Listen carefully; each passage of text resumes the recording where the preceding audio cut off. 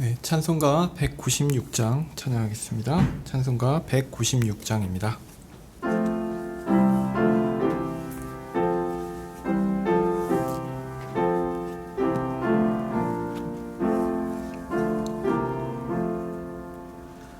날 구원하신 예수를 영원히 찬송하겠네. 저 죄인 어서 주께 와 죄 사유하심 받아라. 구하라 주실 것이요 찾으라 얻을 것이라. 죄 중에 상한 영혼을 주 온전하게 하시네. 주 우리 죄를 인하여 피 흘려 죽으셨으니 주밖에 없는 사랑을 만 백성 알게 전하세.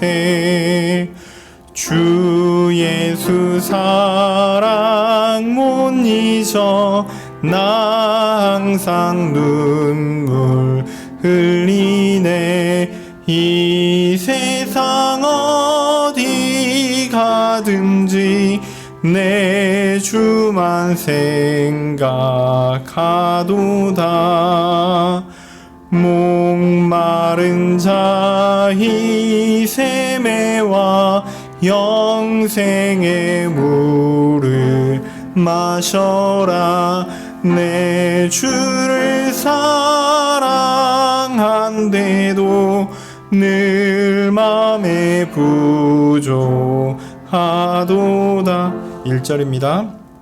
날 구원하신 예수를 영원히 찬송하겠네. 저 죄인 어서 주께 와 죄 사유하심 받아라.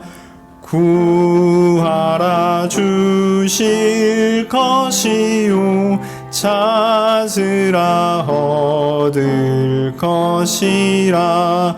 죄 중에 상한 영혼을 주 온전하게 하시네. 주 우리 죄를 인하여 피 흘려 죽으셨으니 주밖에 없는 사랑을 만 백성 알게 전하세. 주 예수 사랑 못 잊어 나 항상 눈물 흘리네. 이 세상 어디 가든지 내 주만 생각하도다. 목마른 자희 샘에와 영생의 물을 마셔라. 내 주를 사랑한데도 늘 맘에 부족하도다. 아멘. 479장 찬양하겠습니다. 479장입니다.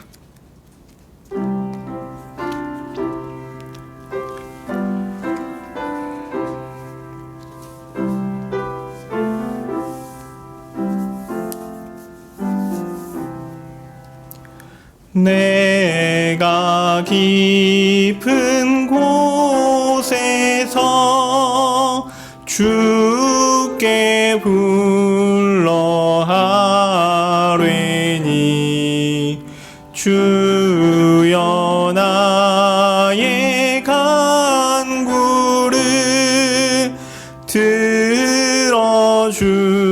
주심 바라고 보좌 앞에 나가니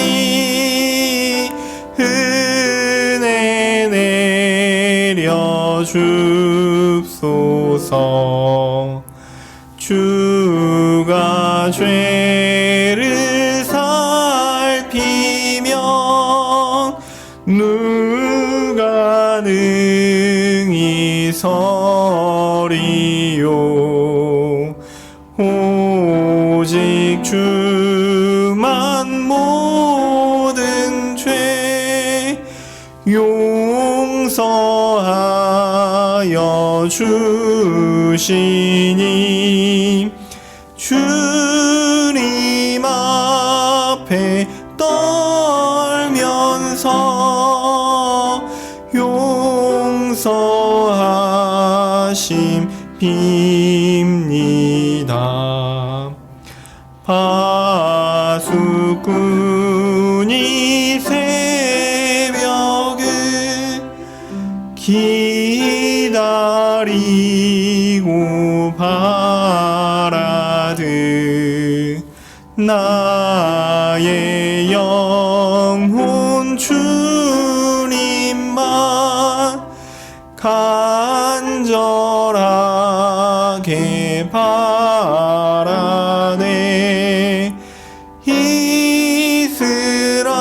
이스라엘 백성아 주를 바랄지어다.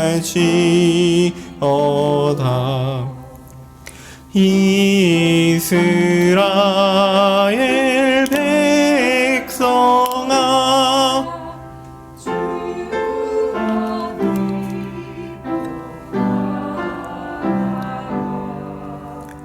주의 깊은 은총에 우리 구원이 있으니 변함없는 주님만 믿고 기다릴지라.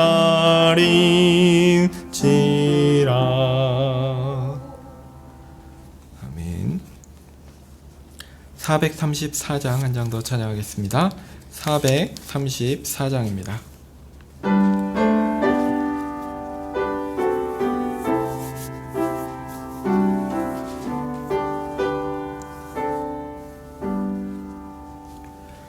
나의 갈 길 다가도록 예수 인도하시니 내 주 안에 있는 긍휼 어찌 의심하리요. 믿음으로 사는 자는 하늘 위로 받겠네. 무슨 일을 만나든지 만사형통하리라. 무슨 일을 만나든지 만사형통하리라. 나의 갈 길 다가도록 예수 인도하시니 어려운 일 당한 때도 족한 은혜 주시네. 나는 심히 고단하고 영혼 매우 가라나 나의 앞에 반석에서 샘물 나게 하시네. 나의 앞에 반석에서 샘물 나게 하시네. 인도하시네. 나의 갈 길 나가도록 예수 인도하시니 그의 사랑 어찌 큰지 말로 알 수 없도다. 성령 감화 받은 영혼 하늘 날아갈 때에 영영 부를 나의 찬송 예수 인도하셨네. 영영 부를 나의 찬송 예수 인도하셨네.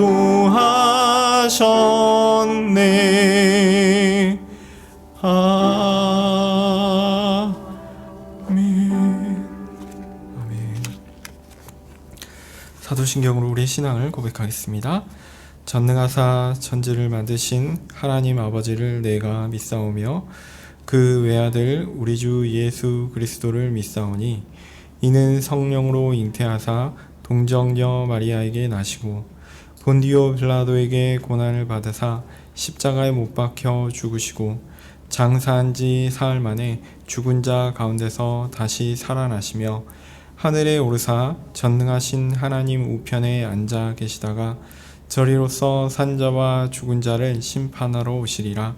성령을 믿사오며 거룩한 공회와 성도가 서로 교통하는 것과 죄를 사하여 주시는 것과 몸이 다시 사는 것과 영원히 사는 것을 믿사옵나이다. 아멘. 거룩하신 하나님, 참으로 감사합니다. 우리의 인생길을 인도하시는 분은 오직 주 예수 그리스도 한 분뿐이십니다. 주께서 성령을 통하여 우리를 교훈하시고 우리의 삶을 이끌어 하나님께서 계획하시던 그런 아름다운 삶으로 이끌어 주시옵소서. 주님, 비록 우리가 아직 연약하고 많이 부족하여 하나님을 기쁘시게 하기에 부족함이 너무 많지만 하나님께서 우리를 불쌍히 여기사 우리에게 힘을 더하여 주셔서 주의 말씀대로 하나님을 더욱 사랑하며 이웃을 더욱 사랑하는 그런 삶을 살 수 있도록 주님께서 인도하여 주시기를 간절히 소원합니다. 하나님, 우리의 삶이 그리하여 진정 하나님을 기쁘시게 하며 하나님의 백성다운 그런 삶으로 드러나 세상 사람들도 우리를 보며 하나님을 찬양할 수 있는 그 일이 실현될 수 있게 도와주시기를 간절히 소원합니다. 주의 말씀을 듣고 힘을 얻고 또한 주의 말씀을 들어 교훈을 얻어 우리의 마음판에 하나님께서 새겨주시는 그 은혜로 말미암아 그렇게 하나님의 백성답게 살 수 있는 힘을 주시옵소서. 주님, 세상에서 우리가 살아갈 때 너무 연약하고 부족합니다. 우리의 육신도 연약하여 참 하나님 나라가 속히 임하기를 구하면서도 참 이 연약함으로 인해 참 아파하고 고통스러워할 때가 많이 있습니다. 특별히 날이 추워 여러 또 질병이 있을 수 있고 또 고통 가운데 육체적 어려움을 부르짖을 때도 많이 있습니다. 하나님, 주께서 그런 성도들 찾아가 불쌍히 여기시고 위로하여 주시고 치료하여 주시기를 소원합니다. 하나님, 그것보다 더 중요한 것, 하나님께서 우리에게 주시고자 하는 진정한 위로, 주 예수 그리스도로 말미암은 구원의 그 참된 위로, 그것들이 충만하여 주시기를 간절히 소원합니다. 그래서 주의 말씀을 더 소중히 여기며 더 듣고자 하며 그 말씀 가운데 더 머물고자 묵상하며 주의 말씀대로 살고자 소망하는 일들이 우리 가운데 더 커져가게 하여 주시옵소서. 주님, 부족한 사람을 통하여 말씀이 전파되지만 주의 말씀은 진리이고 그 진리인 말씀이 성령을 통하여 역사될 때 진정 우리에게 큰 효과로, 큰 영향력으로 임하여 주실 줄 믿습니다. 주님을 의지하고 붙드오니 주님 이 시간 함께하여 주셔서 우리에게 생명의 힘을 더하여 주시옵소서. 예수님의 이름으로 기도합니다. 아멘. 네, 오늘 살펴볼 말씀은 시편 85편입니다. 시편 85편입니다. 제가 가진 성경으로 구약 성경 864쪽입니다. 시편 85편입니다. 하신 줄 알고 제가 읽겠습니다. 고라 자손의 시 영장으로 한 노래. 여호와여, 주께서 주의 땅에 은혜를 베푸사 야곱의 포로된 자로 돌아오게 하셨으며 주의 백성의 죄악을 사하시고 저희 모든 죄를 덮으셨나이다. 셀라. 주의 모든 분노를 거두시며 주의 진노를 돌이키셨나이다. 우리 구원의 하나님이여, 우리를 돌이키시고 우리에게 향하신 주의 분노를 그치소서. 주께서 우리에게 영원히 노하시며 대대에 발분하시겠나이까. 우리를 다시 살리사 주의 백성으로 주를 기뻐하게 아니하시겠나이까. 여호와여, 주의 인자하심이 우리에게 보이시며 주의 구원을 우리에게 주소서. 내가 하나님 여호와의 하실 말씀을 들으리니 대저 그 백성 그 성도에게 화평을 말씀하실 것이라. 저희는 다시 망령된 대로 돌아가지 말지로다.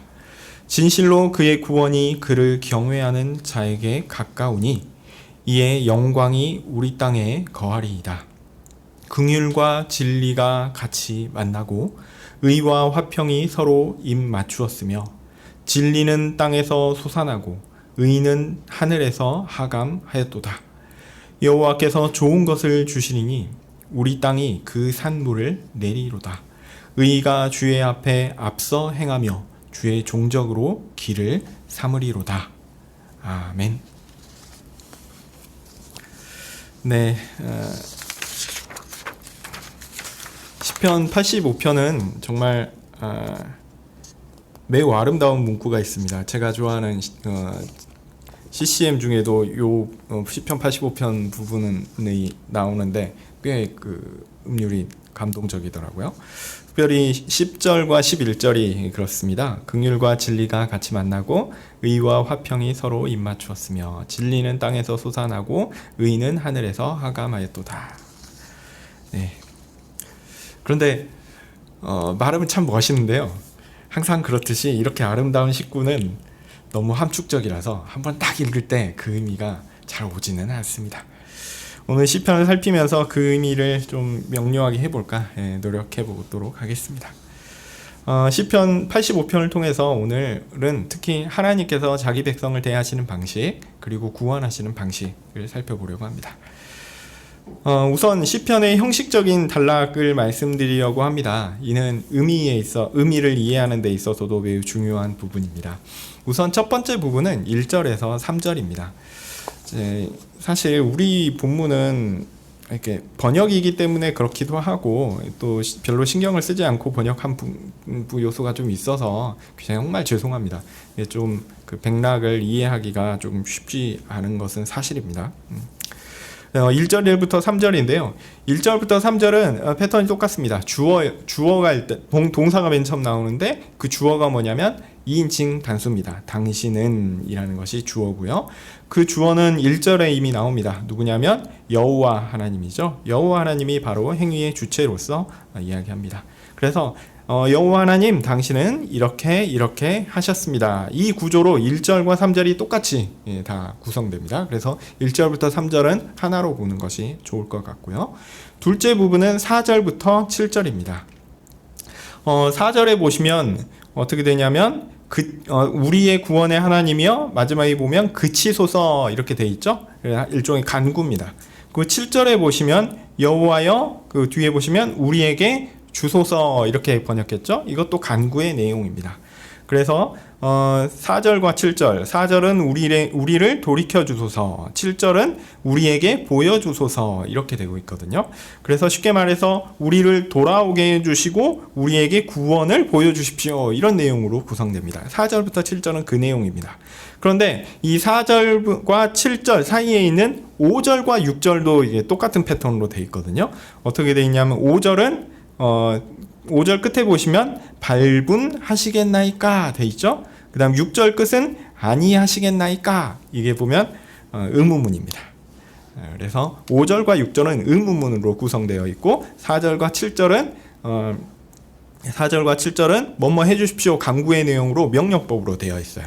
그래서 4절부터 7절은 하나의 내용으로 되어 있습니다. 그리고 그 사이에 있는 의문문으로서 하나님께서 자기 백성을 구원하시는 근거와 원리에 대해서 이야기하는 것이다 라고 보입니다. 그래서 4절부터 7절의 내용은 하나님은 이런 분이시고 이렇게 행하시는 분이 아닙니까? 그러니 우리를 구원해 주십시오. 그러니 우리를 돌이켜 구원해 주십시오. 이런 얘기를 하는 것입니다. 그리고 8절은 결론입니다. 물론 뭐 다른 해석을 하시는 분들도 있을 수 있는데요. 제가 볼 때 8절은 결론입니다. 이 결론이 왜 이렇게 결론이 되냐면 8절의 제일 앞 단어가 무엇이죠? 내가 나오죠. 내가. 그래서 1인칭 단수입니다. 앞에서는 그 내가가 아니라 주로 1인칭은 복수로 나옵니다. 우리에 대해서 나오는데 이 8절에서는 내가라고 나옵니다. 그래서 1절부터 7절까지 쭉 하고 나서 내가라고 나왔으니까 이 부분은 개인적인 적용과 관련된 결론이 아닐까 이렇게 생각할 수 있습니다. 말하는 사람이 1인칭 단수 나로 변경되어서 이렇게 구원받은 내가 하나님의 구원을 볼 것이다. 다시 옛 우리말로는 망령된 것이라고 했는데요. 어리석음 이렇게 표현해도 되거든요. 이 어리석은 것으로 돌아가지 않을 것이다. 이런 내용이 되는 것이죠. 그리고 이후에 있는 9절부터 13절은 이렇게 구원을 베푸시는 하나님에 대한 찬양으로 한 맥락으로 볼 수 있을 것 같습니다. 하나님의 자비와 의가 세상에 드러났고 그 의로운 세상에서 하나님의 백성들이 살아갈 것이다. 이런 얘기를 쭉 하게 됩니다. 사실 뭐 제가 그 언어 영역을 뛰어나게 잘해가지고 시를 보면 그냥 구조가 보이고 그런 사람이 결코 아닙니다. 히브리어를 할 줄 아시는 분들이면 사실 이게 첫 단어부터 이게 그 단락이 끊어지게끔 보이게 돼 있거든요. 첫 단어부터 그렇게 나와 있습니다. 그런데 아쉽게도 그래서 이제 히브리어를 좀 하시는 분들, 읽을 줄 아시는 분들은 이 문학적 구조를 쉽게 파악하실 수 있을 텐데 오히려 불완전한 번역을 통해서 원래 의미를 파악하시려고 하는 우리 성도님들에게는 정말 죄송합니다. 이 번역이 이게 좀 그래서 죄송합니다. 죄송하지만 어쨌든 하여튼 새로운 번역이 나오기를 기대합니다. 그때는 좀 더 이런 것들을 가시적으로 볼 수 있게끔 했으면 좋겠다 이런 소망도 있고요. 또 어떤 의미에서 목사가 히브리어를 할 줄 아니까 그나마 더 성경을 더 잘 볼 수 있는 거나 있지 않은가 이런 생각도 합니다. 어쨌든 죄송한 마음에서 말씀드린 겁니다. 우리말 번역에는 이게 확 드러나 있지는 않지만 어쨌든 이 시편은 형식적으로 언어적으로 문학적으로 매우 뛰어난 시편이라는 것을 기억하시고 시편을 좀 꼼꼼하게 보시면 좋겠습니다. 자, 이 말씀드린 구조를 중심으로 시편의 내용을 살펴봅니다. 첫 번째는 1절에서 3절입니다. 자, 시편 기자는 여호와 하나님께서 자기 땅에서 하신 위대한 일들을 열거하고 있습니다. 제가 한번 다시 읽어볼까요? 여호와여 주께서 주의 땅에 은혜를 베푸사 야곱의 포로된 자를 돌아오게 하셨으며 주의 백성의 죄악을 사하시고 모든 죄를 덮으셨나이다. 주의 모든 분노를 거두시며 주의 진노를 돌이키셨나이다. 네, 우리말로는 은혜를 베푸사 이렇게 되어 있는데요. 이 말은 또 달리 표현하면 은혜라는 표현은 너무 익숙해서 조금 다른 표현을 쓰면 호의를 베풀다 이렇게 쓸 수도 있습니다. 그래서 여호와 하나님께서 자신이 주의 땅을 자신이 소유한 땅 이렇게 얘기할 수 있거든요. 그래서 하나님께서 자신이 소유한 땅, 자기 백성들의 나라에 호의를 베푸셨다라고 1절은 이야기하며 시작하고 있습니다. 자, 그러면 구체적으로 어떤 호의를 베푸셨습니까? 1절 후반부에 뭐죠? 야곱의 포로된 자를 돌아오게 하시는 그런 호의였습니다. 자, 여기서 야곱은 무엇을 가리키냐면 이스라엘 백성들을 가리키는 표현입니다. 그렇기 때문에 이스라엘 백성들이 포로되었다가 돌아올 때 구체적으로 어떤 사건이 생각나세요? 바벨론 포로 귀환 시대가 생각나죠? 그래서 아마 이 시편이 그 이후에 하나님께서 자기 백성들을 귀환하게 하신 일에 대한 감사의 의미로 하나님께서 호의를 베푸셨다 이렇게 말할 수도 있겠습니다. 그렇게 보면은 이 시편은 바벨론 포로기 후에 이게 작성된 거라고 볼 수 있겠죠. 근데 그것보다는 저는 좀 이걸 포괄적으로 보는 것이 낫지 않을까 이런 생각을 합니다. 포로됨을 구체적인 역사적 사건인 그 바벨론 포로됨 요렇게 생각하지 말고요. 죄에 사로잡힌다는 의미로 사용하는 것도 성경이 자주 등장합니다. 그렇기 때문에 죄에 사로잡혀 하나님의 심판 가운데 고난 가운데 있는 성도들을 그 고통에서 돌이켜 회복하셨다라는 의미로 보아도 됩니다. 하나님께서 호의를 베푸실 때 그 백성의 상황이 범죄의 상태였고 그로 인해 하나님의 처벌을 받는 상태였다라는 거죠. 즉 하나님의 진노를 당하는 상태였고 또 하나님께서 퍼부으시는 화를 받아도 당연한 상태였다라는 겁니다. 진정 죄에 포로된 상태였습니다. 그것의 구체적인 예로 바벨론 포로기를 이야기할 수 있겠죠. 신자가 죄에 노예된 상태에서 구원을 받는다라는 것, 사실은 이것은요 당연한 겁니다. 죄의 포로가 됐는데 그게 풀려나는 게 당연한 거다? 예, 당연합니다. 신자에게는 당연합니다. 신자는 믿는 사람이란 뜻이죠. 그러니까 즉 믿음이 있다는 얘기입니다. 그런데 이 믿음은 사람에게 어떤 완성을 향하여 가는 과정을 요구하지는 않습니다. 우리가 아는 믿음은요, 하나님으로 말미암은 구원을 그냥 의지하는 거예요.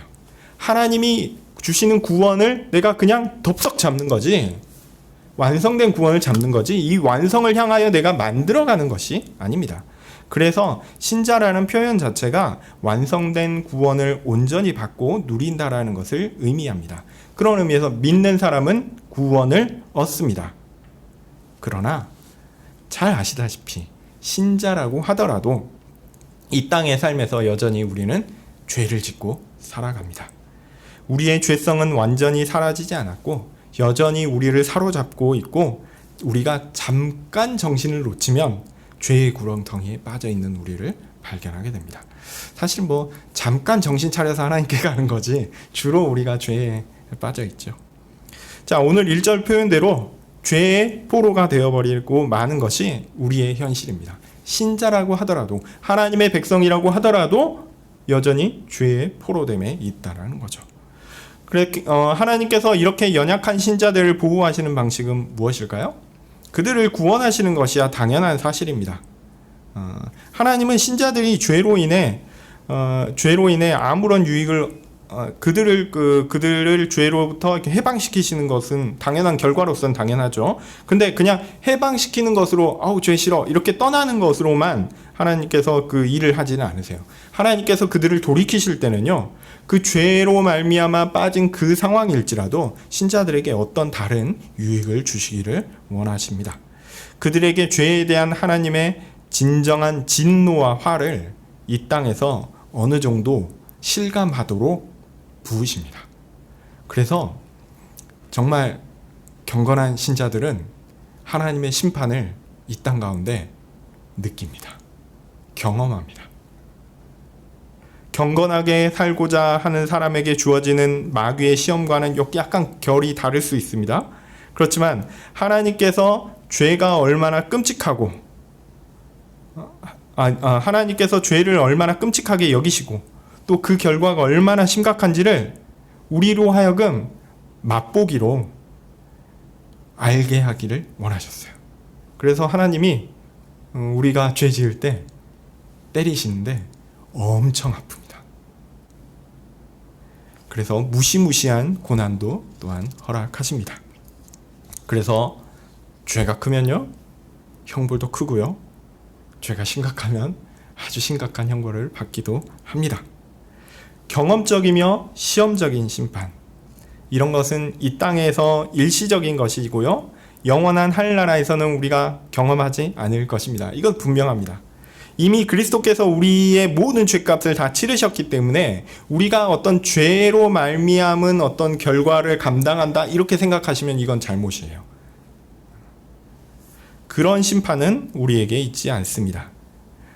더 이상 죄로 인한 고통은 우리에게 실제적 의미가 없습니다. 그러나 이 생에서 우리가 경험하는 하나님의 심판은 실제입니다. 마치 이러한 심판을 받게 되면요, 우리는 하나님이 우리를 버리신 것 아닌가 이렇게 생각하기까지 합니다. 하나님이 우리를 그냥 죄에 넘겨줘 버리신 것 아닌가 이런 심판을 합니다. 그러나 그렇게 느껴지고 그렇게 인지된다 할지라도 우리는 확신이 있습니다. 하나님의 백성은 비록 죄에 포로되었다 할지라도, 하나님의 진노가 온통 나를 향한다 할지라도 하나님께서 다시 그 심판을 중지하시고 그 분노와 화를 중단하시고 다시 자기 백성을 돌아오게 하신다라는 약속입니다. 오늘 시편 85편 1절이 그 이야기를 하고 있어요. 주의 백성이 죄악을 행하고 주의 백성이 하나님의 말씀대로 살지 않아 죄악의 구렁텅이에 빠졌을 때, 그럼에도 불구하고 하나님께서 그의 백성의 죄악을 사하시고 모든 죄를 덮으셨습니다.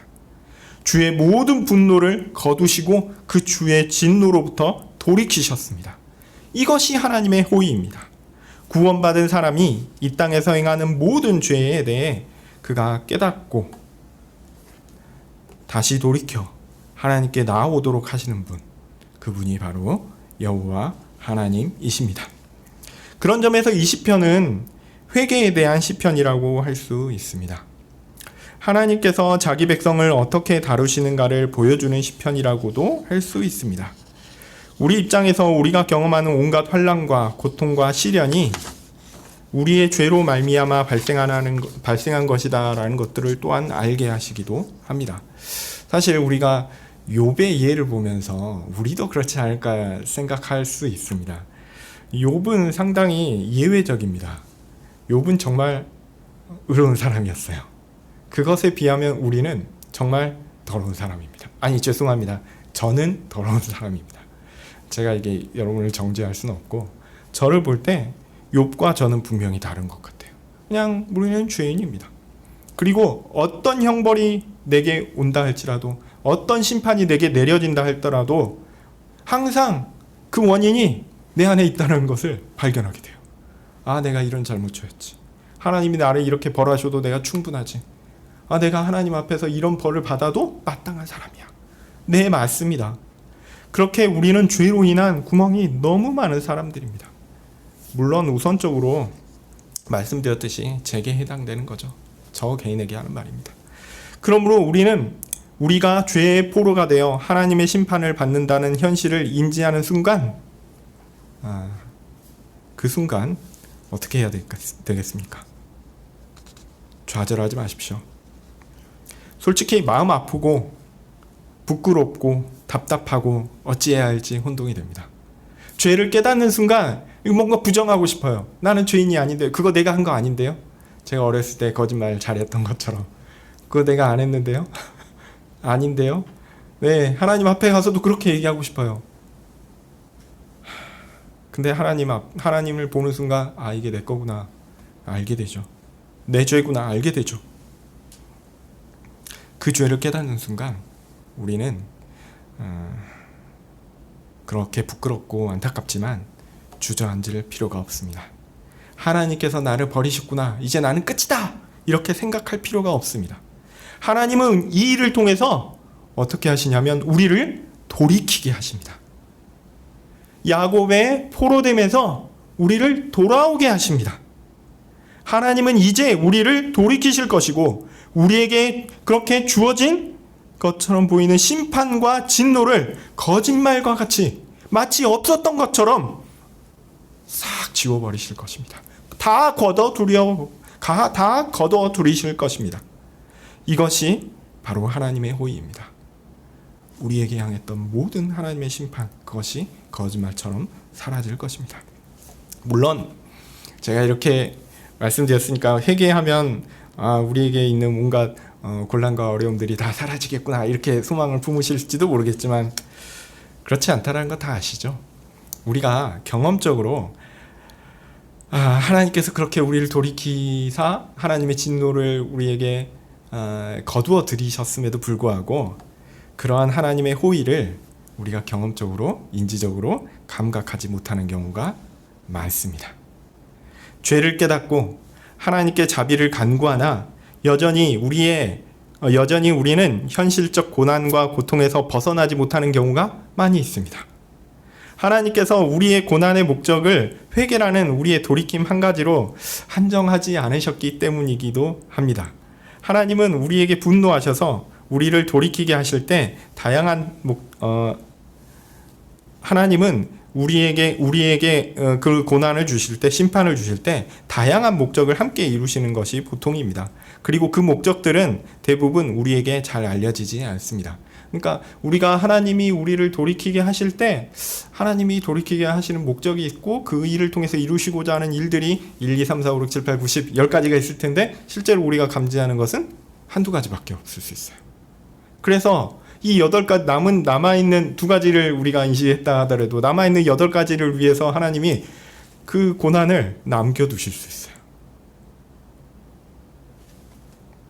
회개했는데도 문제가 해결되지 않는 것이죠.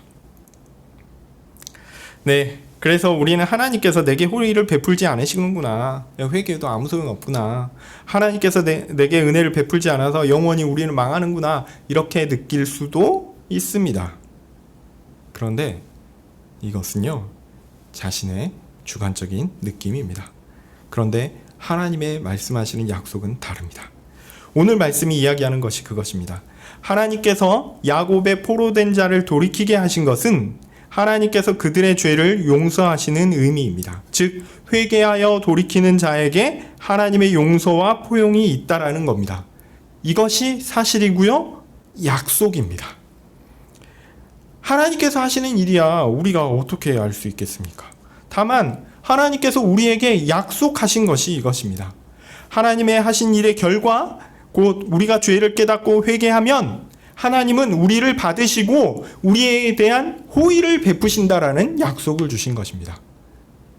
우리가 하나님의 진노가 사라졌다, 하나님께서 우리에게 부으시고자 하는 그 화를 하나님께서 거두셨다라고 얘기할 때 그 거두신 것들을 우리가 감각하지 못할 수 있다고요. 인지하지 못할 수 있다고요. 그럴 때 우리가 좌절합니까? 아, 하나님 날 버리셨구나, 그렇게 좌절해야 합니까? 아닙니다. 하나님의 말씀이 우리의 감각과 달리 약속이 이것이기 때문에 이 약속을 믿고 의지해야 하는 것입니다. 소망이 여기 있어요. 사람이 경험하는, 사람이 생각하는, 사람이 느끼는 그런 인간적인 수준에서 발생하는 그 일들을 의지해서 나의 판단을 하지 말고 하나님의 말씀이 가르쳐주는 바, 이 약속을 붙잡아야 하는 것입니다. 이 약속에 의지하여 하나님의 뜻을 보아야 하는 것입니다. 하나님이 하시는 일, 하나님께서 약속하신 것, 하나님께서 우리가 죄를 깨닫고 회개하면 하나님은 우리를 받으시고 호의를 베푸신다는 것, 그것을 붙잡아야 합니다. 그래서 하나님의 호의를 우리는 우리의 경험적 수준에서 판단해서는 안 됩니다. 이 땅의 삶은 우리에게 또한 끝이 아니죠. 진정한 영생은 죄가 없는 곳에서 그리스도께서 왕 되신 그곳에서 완전히 펼쳐질 것입니다. 그래서 이 땅에서 회개의 결과나 하나님의 어떤 진노가 거두어진 그 결과를 내 눈으로 확인하는 것, 여기에 너무 애간장을 끓이면서 이렇게 매일 필요가 없습니다. 하나님께서 호의를 베푸시는 것은 우리의 회개로 말미암아 이미 증명된 것이기 때문에 그래요. 우리가 하나님께 돌이키면 하나님께서 그 호의를 우리에게 베푸시는 그 증거입니다. 그러니까 나의 회개는 하나님께서 우리를 돌아오게 하시는 증거가 되는 거예요. 그 회개 자체로 인해서 하나님의 그런 호의가 증거되는 것입니다. 영원히 하늘나라에서 누릴 행복한 삶, 그것이 우리에게 예약된 것이다 라는 것을 보여주는 것입니다. 현실에서 우리의 감각으로 느껴지는 어떤 것이 부족하다고 해서 하나님의 호의가 없어지는 것이 아닙니다. 오늘 본문 말씀처럼 하나님의 호의는 뭘로 드러난다고요? 하나님의 백성들이 돌이키는 것으로 말미암아 드러난다라는 것입니다. 오늘 본문과 같은 약속을 꼭 붙잡아야 합니다. 우리의 감각보다는 하나님의 말씀을 믿는 것이 참된 신자의 바른 자세입니다. 우리는 하나님을 믿는 것이지 사람을 믿지 않습니다. 네, 하여튼 우리 하나님은요, 전능하시고 전지하신 분이시죠. 이 하나님께서 우리의 삶에 다양한 목적을 가지셨다는 것을 고백합니다. 그렇게 될 때 우리는 우리의 현실을 인정할 수 있습니다. 우리에게 주어진 삶의 여러 조건과 상황은 우리의 영적 유익을 위한 것이니 하나님께서 그것을 통해 주시고자 하는 의미를 깨닫도록 또한 간구해야 할 것입니다. 사실 우리가 연약해서 하나님이 대부분의 경우 우리에게 아주 부드럽고 친절하게 해주시는 것이 보통입니다. 그러니까 뭐 고난이 아주 심각한 사람도 있겠지만 대부분의 경우는 하나님께서 견딜 수 있을 만한 고난을 주시니까 너무 그 부분에 있어서도 두려움을 가지시는 것도 거치지 않는 것이 좋지 않겠나 이런 생각도 합니다. 자, 이제 두 번째 부분 4절에서 6절입니다. 하나님께서 호의를 이렇게 베푸시는데 도대체 그 이유는 뭘까요? 우선 시편은 그 이유를 설명하기 위해서 두 개의 명령문을 앞뒤로 감싸고 있습니다. 4절에서 보면 우리 구원의 하나님이여 주의 분노를 그치소서. 그래서 이건 그치소서 있지만요, 그 앞에 문장이 사실 더 앞에 있는 거예요. 우리를 돌이키소서 이렇게 되는 겁니다. 그래서 4절은 우리를 돌이키소서 이 부분이 먼저 나오고요. 7절에서는 여호와여 주의 인자하심을 우리에게 보이소서 이렇게 나옵니다. 돌이키소서, 보이소서. 우선 4절입니다. 하나님은 우리의 구원의 하나님이십니다. 하나님의 호의로 말미암아 우리가 포로에서 벗어나 죄악 가득한 우리의 현실을 보게 되었는데 그때 하나님의 호의의 결과는 어떻게 드러날까요? 말씀드렸듯이 회개로 드러납니다. 돌이키는 것으로 드러납니다. 회개는 내가 죄에서 돌이켜 하나님께 향하는 것이다 이렇게 말할 수 있습니다.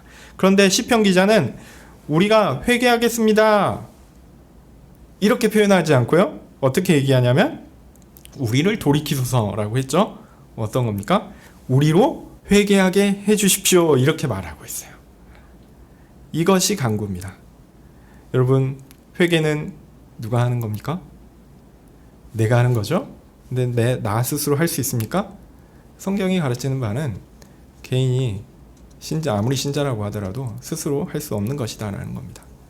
그러므로 하나님의 호의를 깨닫는 사람이 행하는 첫 번째 간구는 하나님, 회개할 수 있게 해주세요 이것입니다. 하나님, 나로 돌이켜 회개하게 해주세요. 하나님께서 우리를 향하신 분노가 있을 텐데 그것을 깨주세요. 거두어 주십시오. 이렇게 간구합니다. 그리고 7절에서 하나님, 우리에게 당신의 인자하심을 보여주세요.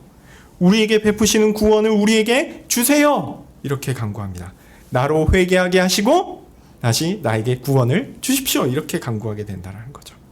그래서 회개의 첫 자세는 나 자신의 무능력을 깨닫는 것입니다. 회개도 못하는 존재가 나입니다. 내가 죄에 사로잡혀 있는 존재라는 것을 깨닫는 순간 그가 해야 할 일은 하나님, 나로 돌이키도록 도와주세요 이 간구입니다. 하나님께서 나를 주관하사 죄 가운데 빠져 아무것도 행할 수 없는 나를 하나님께 돌이키게 하시고 주의 구원을 내게 베풀어 주십시오. 회개하는 사람은요, 하나님께 나아가면서 뭔가를 가지고 가지 않습니다. 그냥 빈손으로 갑니다. 그래도 우린 이런 생각을 해요. 그래도 내가 이렇게 위대한 것을, 엄청난 것을 받는데 빈손으로 가는 건 좀 아니지 않나 이런 생각을 합니다. 약간의 대가는 치러야지, 감사의 표현은 해야지 이렇게 생각을 하지요. 그런데 그렇지 않습니다. 왜냐하면 회개도 못하는데 도대체 뭘 들고 하나님께 가겠습니까? 우리는 하나님 앞에 가지고 갈 어떤 것이 전혀 없기 때문입니다. 하나님은 그래서 말씀하시는 거예요. 하나님, 나는 빈손입니다. 하나님, 나를 도와주세요. 이게 회개하는 사람의 첫 모습이어야 합니다. 나를 의지해서 그래도 내가 하나님이 이것이 있으니까 하나님이 나를 회개해 주시지 않을까, 내가 그것을 위해 뭔가 해야지. 아니요, 그냥 회개하게 해주십시오. 간구하십시오. 사람은 아무것도 하나님 앞에 가지고 갈 수 없습니다. 이런 모습 보면 참 뻔뻔하죠. 참 낯짝이 두껍다 이렇게 말할 수 있죠. 또 어떤 의미에서는 너무 무례하다 이렇게 얘기할 수 있겠습니다. 그런데요, 이유가 있습니다. 이렇게 뻔뻔하고 낯짝이 두껍고 무례한 것처럼 보일 수 있는 것, 그래도 됩니다. 하나님이 그 근거를 알려주셨거든요. 5절과 6절에 나옵니다. 5절과 6절은 의문문으로 구성된 구절이거든요. 5절은 영원히 노하시겠습니까? 하나님은 영원히 노하시지 않는 분이다. 이 얘기를 하는 것이고요. 6절에 보면 돌이키지 않으시겠습니까? 돌아오게 하신다. 이 의미입니다. 그래서 4절에 이어서 보면요.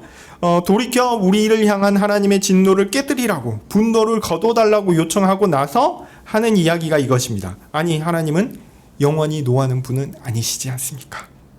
하나님은 그렇게 맨날 화내는 분이 아니시지 않습니까?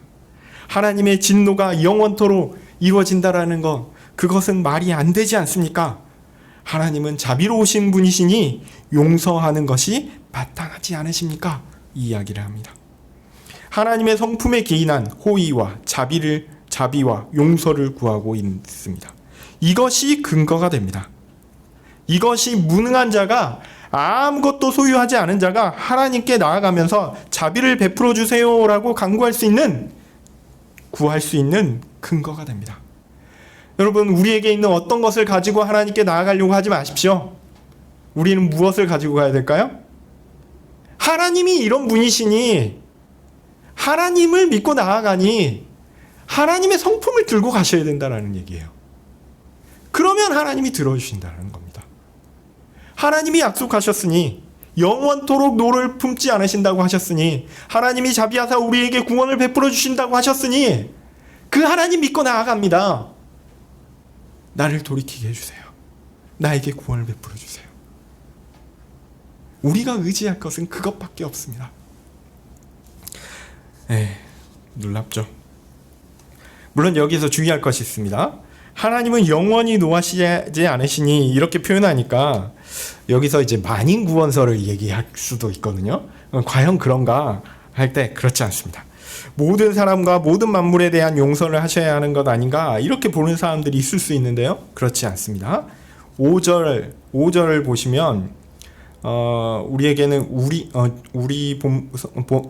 우리말 번역에는 주께서 우리에게라고 돼 있죠. 여기서 보면 우리에게가 이 5절 한가운데 정말 한가운데 딱 박혀 있습니다.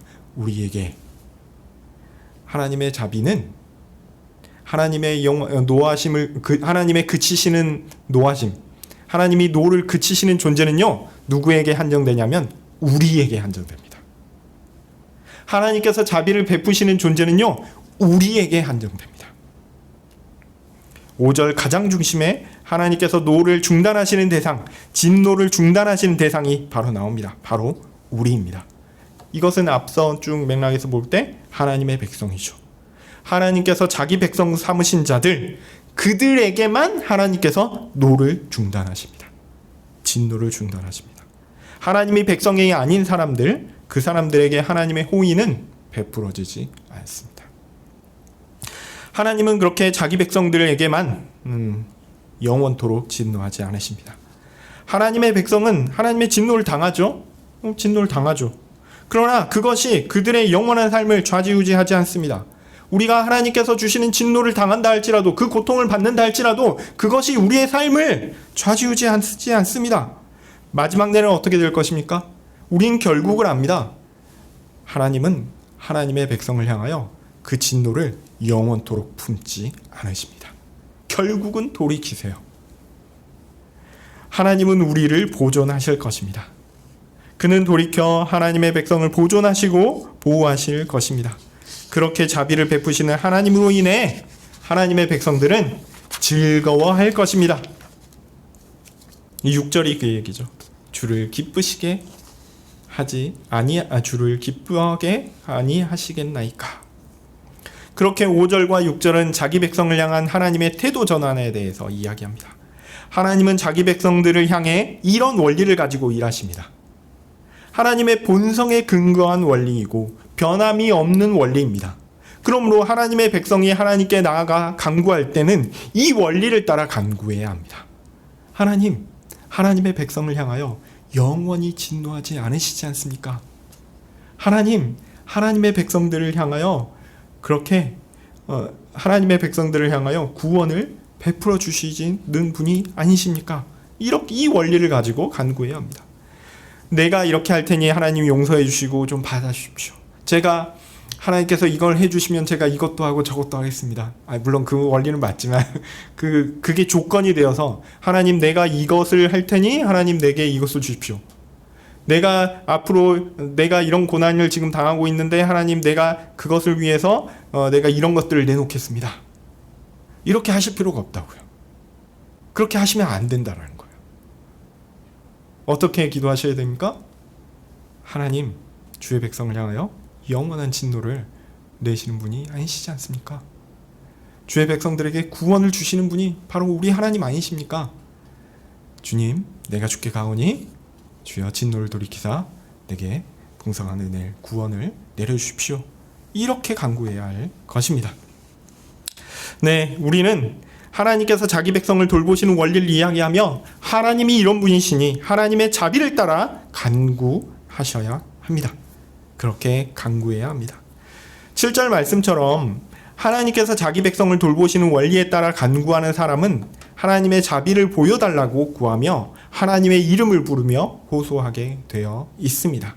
그러면 하나님은 우리에게 자신의 구원을 주실 것입니다. 이것은 하나님의 약속입니다. 오늘 본문에서 우리는 죄에 빠진 자기 백성들을 향하신 하나님의 행동 양식을 찾아볼 수 있습니다. 일종의 하나님께서 일하시는 원리입니다. 하나님의 백성들은 하나님께서 일하시는 그 방식으로 인해 너무 좋습니다. 일종의 약속이기 때문에 그렇죠.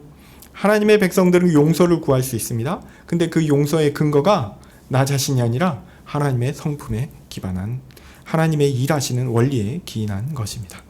사람이 어떻게 하여 자신을 구원하게끔 하나님을 바꾸지 않으시고 하나님께서 자기 백성들을 위하여 돌이켜 그들을 구원하실 것입니다.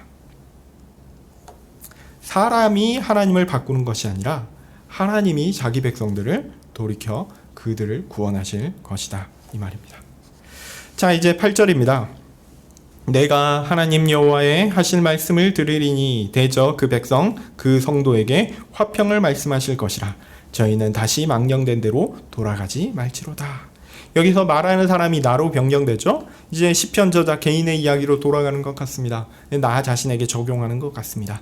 마치 7절까지의 이야기가 하나님과 하나님 백성 관계에 대한 일반적인 얘기요 원리적인 이야기였다라고 이야기하는 것 같고요. 그리고 8절에서는 이것을 자기 자신에게 딱 적용하고 있습니다. 그는 이제 여호와 하나님께서 하시는 그 말씀을 듣겠다라고 합니다. 그분은 무엇이라고 말씀하십니까? 자기 백성을 향하여 평안을 베풀고 친절을 베푸신다라는 겁니다. 그리고 그들은 더 이상 하나님과 상관없는 저 악한 어리석음으로 나아가지 않을 것이다 라는 거죠. 이것은 일종의 다짐이기도 합니다. 이 일은 여호와 하나님께서 우리에게 주시는 약속입니다. 하나님께서 그렇게 하시겠다. 하나님께서 그 백성들로 하여금 더 이상 그 어리석은 대로 망령된 대로 흘러가지 않도록 하게 하시겠다. 그리고 그 말씀을 내가 듣는다. 그 말씀이 바로 나의 말씀이다 라는 얘기죠. 네, 9절로 넘어가면요. 9절은 결과이자 하나님께서 이루실 일에 대해서 이야기합니다. 하나님을 경외하는 사람에게 구원이 가까이 있습니다. 경외한다라는 표현을 우리가 일반적으로 쓰는 표현은 두려움이에요. 하나님을 경외한다라는 것은 하나님을 두려워한다는 표현입니다. 하나님을 왜 두려워해야 할까요? 하나님은 의로운 분이시고 그 의로운 하나님 앞에서 우리는 연약하고 부족한 존재이기 때문에 사실은 두려움을 갖는 것이 맞습니다. 물론 존재적인 차이 때문에 두려움을 갖는 것도 있지만 우리가 하나님 앞에서 항상 두려움, 일종의 긴장을 갖는 것은 마땅한 일이죠.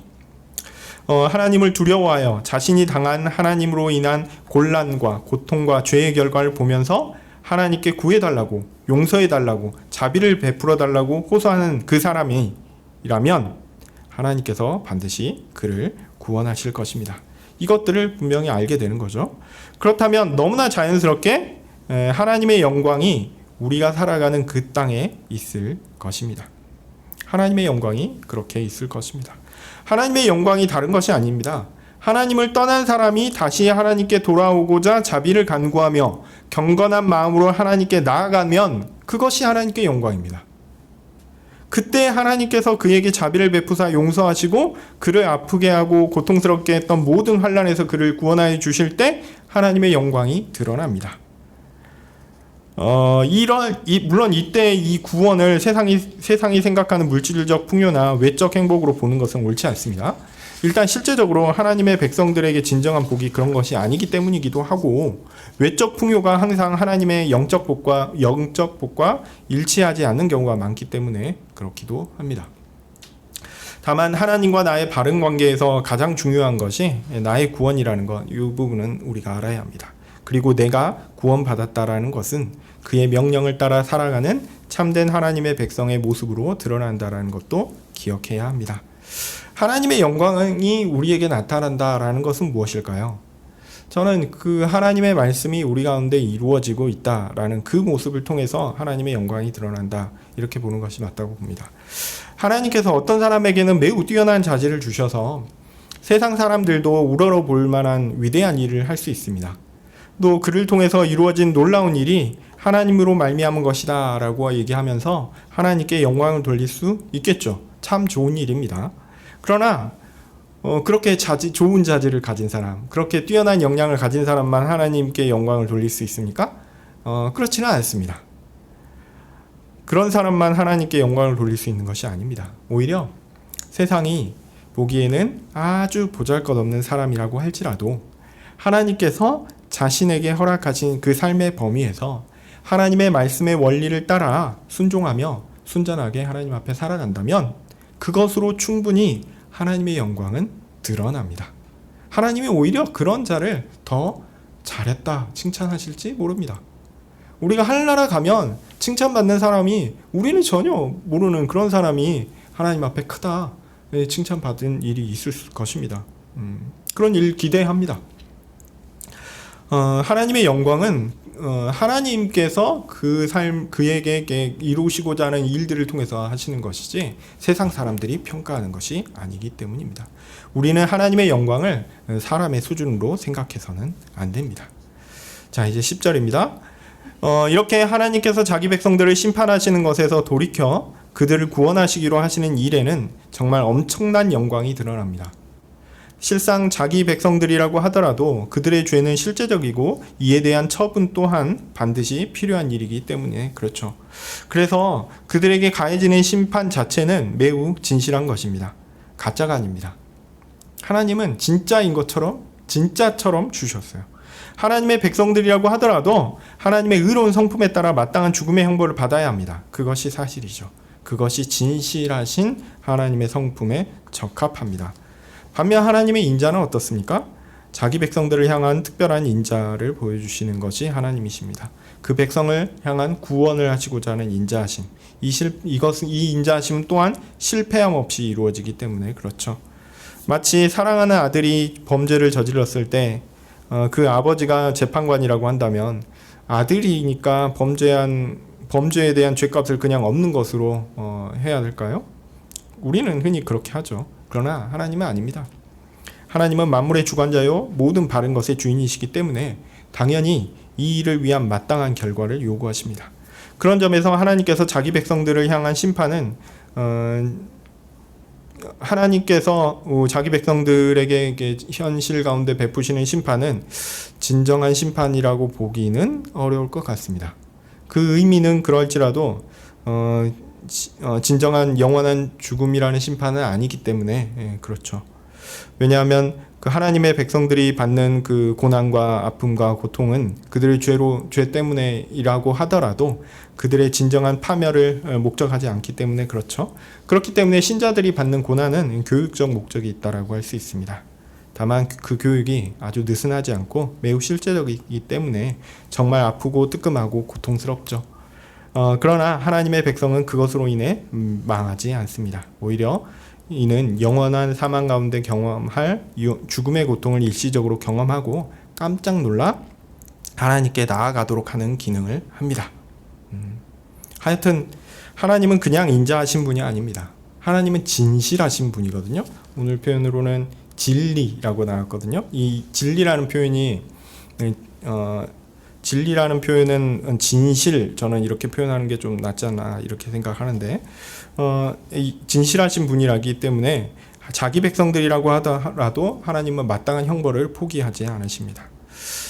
다만 오늘 시편 저자가 8절에서 들은 내용이 있는데 뭐냐면 진실하신 하나님께서 자기 백성들에게 더 이상 혼란이 없고 더 이상 죄가 없고 이제 평화와 안정이 있다라는 그 말씀을 들었습니다. 그래서 이것을 보면 하나님의 진실하심이 어떻게 드러날 것인가? 그 죄를 향한 진실하심은 어떤 방식으로 드러날 수 있을까? 여기에 의문이 생길 수 있어요. 근데 여기에 대해서 시편은 따로 이야기하지 않습니다. 근데 제 생각에는 그 시편 1절부터 얘기하는 그 야곱의 포로된 자, 그리고 하나님의 주의 백성의 죄악과 그에 대한 분노와 진노, 이런 부분들이 아마도 그리스도께서 우리를 향하여 그리스도께서 받으시는 그 하나님의 진정한 진노에 대한 어떤 예표로서 있는 것이 아닌가 이런 생각을 합니다. 어쨌든 우리는 하나님의 진실하심이 누구를 통해서 이루어졌는가는 분명히 압니다. 그리스도를 통해서 이루어질 것이다 라는 것을 신약 성경을 비롯한 성경을 통해서 분명하게 배웁니다. 물론 이 시편은 그 부분에 대해서는 자세히 이야기하지 않습니다. 다만 하나님께서 우리의 구원을 전적으로 해결하셨다라는 사실, 그 사실을 분명하게 이야기합니다. 이것을 보면 어떤 의미에서 우리는 예수님이 우리를 위하여 죽으셨다라고는 알고 있지만 구체적으로 어떻게 우리가 그 하나님의 구원에 동참하게 되었는지는 잘 알지 못하는 경우가 많습니다. 저는 이 시편 저자도 마찬가지라고 생각합니다. 하나님께서 그렇게 진실한 구원을 하실 때 하나님의 의로움과 하나님의 자비의 그 성품들이 이렇게 만난다고 할 때에도 그것이 진정으로 조화를 이루어 우리 가운데 보여진다고 할지라도 그것이 구체적으로 어떻게 실현될 것인가에 대한 부분은 잘 모를 수 있어요. 그럼에도 불구하고 이런 부분들이 완성되어 합치되어 또 조화롭게 이루어진다라는 것들, 그래서 그 구원에 내가 동참한다라는 것들은 고백할 수 있는 것 같습니다. 우리도 마찬가지인 것 같습니다. 자, 우리가 아는 것은 있죠. 뭐냐면 하나님께서 자기 백성들에게 주신 일종의 규칙이라는 거죠. 하나님은 진실하셔서 우리 죄에 대한 마땅한 형벌로서 대하시지만 놀랍게도 하나님은 자기 백성들을 향하여는 자비로우시다라는 것입니다. 하나님은 죄에 대하여 의로우시지만 우리를 구원하시는 데 있어서는 자비로우시다라는 겁니다. 우리는 하나님을 향하여 우리의 구원을 구할 때 하나님께서 자기를 두려워하는 자들에게 가까이 가셔서 자신의 영광을 드러내시는 것을 보면서 고백할 것입니다. 인애와 진리가 같이 만나고 의와 화평이 서로 입을 맞추는구나. 하나님께서 자기 백성들을 향한 진노와 또한 그것에서 돌이켜 구원하시는 것은 이러한 하나님의 자비와 하나님의 의의 만남, 사랑과 의의 만남, 인애와 진리의 만남, 의와 화평의 입맞춤, 이것을 그림처럼 보여주는 것이다 라는 이야기입니다. 자, 11절인데요.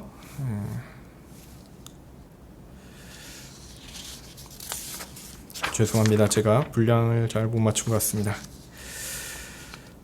빨리 하려고 했는데 잘 안 되네요. 오늘 여기까지 하고 마치도록 하겠습니다. 자, 오늘 본문을 보시면 우리가 회개한다 라고 얘기할 때 그 회개는 실제로 내가 회개한다 라는 것이 아니라 하나님, 내가 회개할 수 있게끔 도와주세요 라는 거죠. 그리고 그 모든 것들 또한 하나님께서 우리에게 주시는 그 회개의 근거 또한 하나님께서 우리에게 주시는 약속에 근간한다라는 것, 이것을 잊지 않으셨으면 좋겠습니다. 하나님은 정말 영원히 노하시는 분이 아닙니다. 하나님은 우리에게 구원을 주시는 분이십니다. 그 하나님을 믿고 의지하며 회개하며 거룩한 하나님의 그런 의와 또한 하나님께서 우리에게 구원을 베푸시는 그 인애, 이 둘의 하나됨을 경험하시는 우리 모든 성도인들 되시기를 간절히 소원합니다. 기도하겠습니다. 거룩하신 하나님, 감사합니다. 하나님께서 우리에게 베푸시는 그 놀라운 구원을 볼 때마다 이 일이 과연 내게 해당될 수 있을까 두려운 마음들이 있습니다. 그러나 주께서 오늘 말씀을 통해서 우리에게 알려주시는 바와 같이 나의 어떠함이 아니라 하나님의 약속을 의지하여 하나님께 나아갑니다. 우리로 돌이키게 해주십시오. 그리하여 주의 약속을 의지하여 나아가 주의 구원을 얻게 하여 주시옵소서.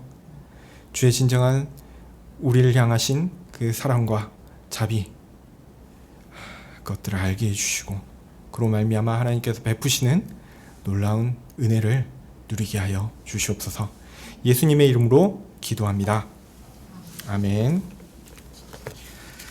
하늘에 계신 우리 아버지여, 이름이 거룩히 여김을 받으시오며 나라의 임하옵시며 뜻이 하늘에서 이룬 것 같이 땅에서도 이루어지이다. 오늘날 우리에게 일용할 양식을 주옵시고 우리가 우리에게 죄 지은 자를 사하여 준 것 같이 우리 죄를 사하여 주옵시고 우리를 시험에 들게 하지 마옵시고 다만 악에서 구하옵소서. 대개 나라와 권세와 영광이 아버지께 영원히 있사옵나이다. 아멘.